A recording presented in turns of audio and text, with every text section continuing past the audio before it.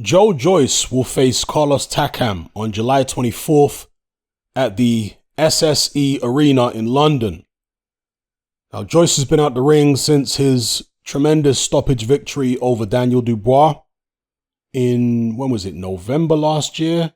I think it was November, December last year.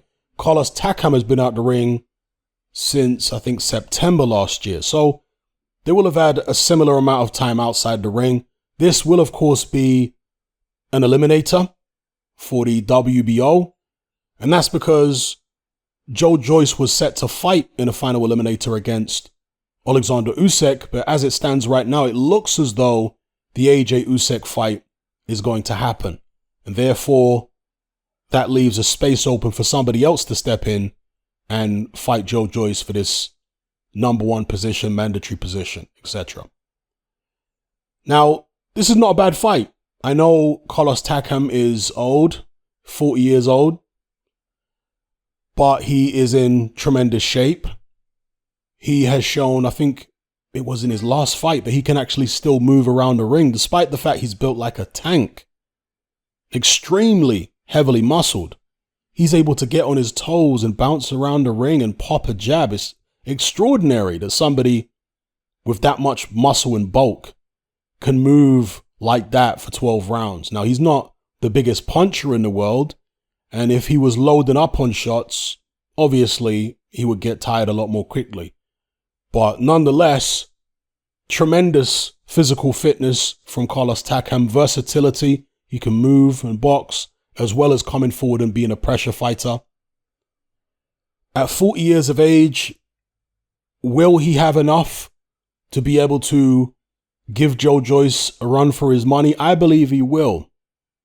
Will he have enough to defeat Joyce? I'm not so confident about that. But I do expect a tough, competitive fight between these two guys. Now, Joyce, of course, showed in the Daniel Dubois fight that he has a tremendous jab. It may not look as pretty. It may not look as dynamic as some other heavyweight jabs out there, but the effectiveness was there to be seen against Daniel Dubois. Just look at what it did to his eye. He was able to control the fight with his jab. He really didn't have to throw anything else. The jab was working, so in Joyce's own words, he just stuck to what was working. If it ain't broke, don't fix it. There's no need to throw any other shots if I'm winning all the rounds with just the jab. So that's what Joyce did. Will that jab be as effective against Carlos Takam?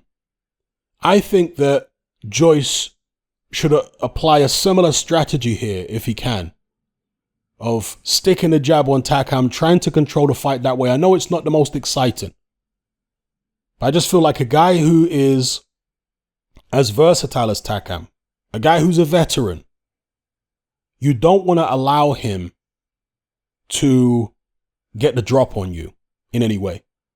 And even though Takam is much shorter, and he doesn't necessarily have quicker feet than Joyce, Takam's feet are not slow. When he wants to get up on his toes and move around, he's not slow on his feet.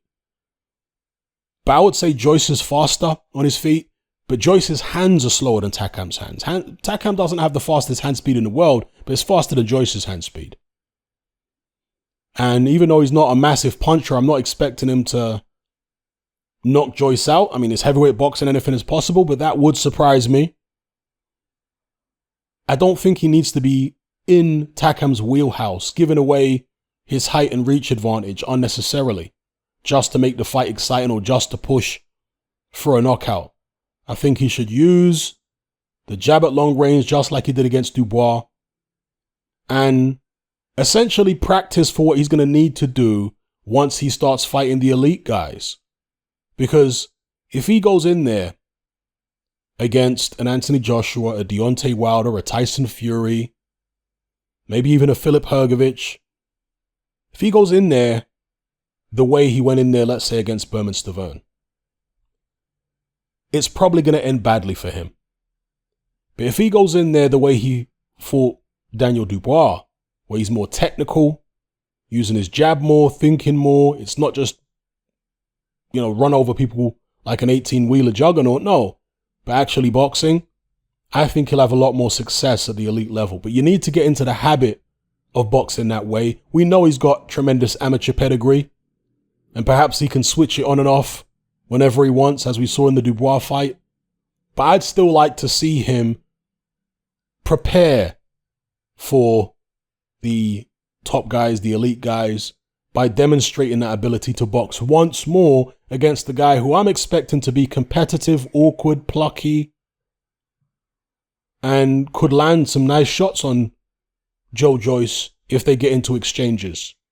So if Joyce goes about this the right way, I do think he has a fair chance of stopping Carlos Takam late in the fight. I also think there's a fair chance this could go the distance, because although Joe Joyce is heavy-handed, his power is not always consistent. This is what Bryant Jennings said.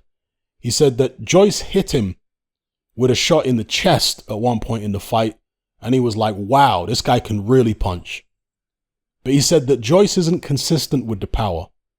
So when he loads up on a shot, he can hit really hard.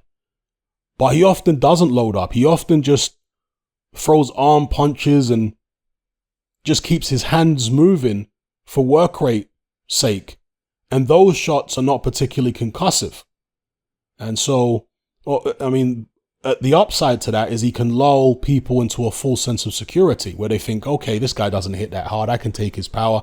And then all of a sudden he'll load up on one and bam, you're staring up at the lights. So yeah, Joe Joyce does have power there, but it's not consistent throughout the fight. And therefore, I could see Carlos Takam getting through the, I'm assuming it's 12 rounds. If he plays his cards right, and if Joe Joyce doesn't box the way I'm envisioning it in my mind would be the best way for him to box, which would be to frustrate Carlos Takam, use his legs, use the jab, and then slowly break him down over the course of a bout by controlling it. You see, the mental aspect of boxing is so important. If you can make a guy demoralized because you're not allowing him to win any rounds, a demoralized fighter will break down physically, more quickly than a fighter who hasn't been demoralized. So if you're, for example, if you're in a toe-to-toe battle with a guy, and it's very competitive, and he's landing good shots on you, you're landing good shots on him, and it gets to 8, 9, 10 rounds and you've both got plenty in the gas tank, he's not demoralized because he's always having success, because he's managing to hit you. Yeah, you're hitting him too, but he's hitting you. So he still feels like there's hope, he can get to you. Whereas if you keep a guy on the end of a jab, just like Joyce did against Dubois, and he's not able to land the shots that he normally lands, he's frustrated. He gets demoralized. His energy starts to diminish. His mental energy, right? And that manifests as a lack of physical energy. That's when you can get to a guy late. So I think that's the best strategy for Joe Joyce. Box Takam early. Try and win rounds just by using the height and reach in the movement. Frustrate him, demoralize him, then look to take him out late. And perhaps that will be what happens. I suspect it will be a bit more competitive than that.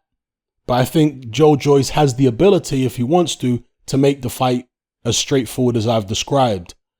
But I don't know, I get the feeling that he might want to trade up with Takam a little bit because Takam isn't a massive puncher. So we'll see. Let me know what you guys think in the comments below. Do you like this fight? Carlos Takam, Joe Joyce. Again, I can't grumble. It's not Filip Hrgović. It's not Alexander Usyk. Of course, he's gone on to fight AJ, but it's still a decent fight. I mean, Joe Joyce is what, 12-0? And is he 11-0 or 12-0? So this will be his 12th or 13th fight, and he's going in there in a WBO world title final eliminator, I believe it is, against Carlos Takam. That's not bad going. Obviously, he had an extensive amateur background and he was in the WSB. So you can move a guy like him a lot faster than somebody that didn't have all that amateur experience. But nonetheless, it's good going and I can't really grumble at the bout.